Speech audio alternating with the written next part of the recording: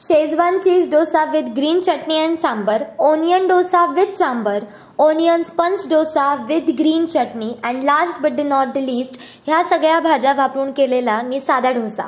आता इतके सगळे डोसे एकाच तव्यात आणि इतके परफेक्ट जमतात कसे, चला मी तुम्हाला ट्रिक सांगते। डोशाचे तांदूळ भिजत असताना किंवा तव्यावरती डोसा टाकल्यानंतर काही गोष्टी कराव्यात आणि काही गोष्टी करू नयेत, चला मी तुम्हाला सांगते।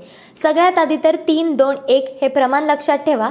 3 वाटी तांदूळ, 1 वाटी उडीद डाळ आणि 1 चमचा मेथी दाणे असं भिजत घालायचं। बारीक करत असताना ते रात्रभर भिजत ठेवलं होतं मी।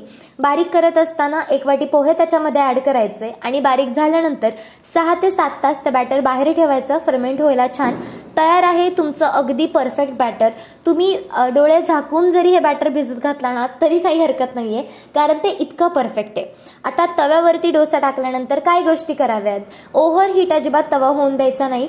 1 ते 2 डोशाला तुम्हाला तूप किंवा तेल लावावं लागतं, त्यानंतर अजिबात काही लावावं लागत नाही।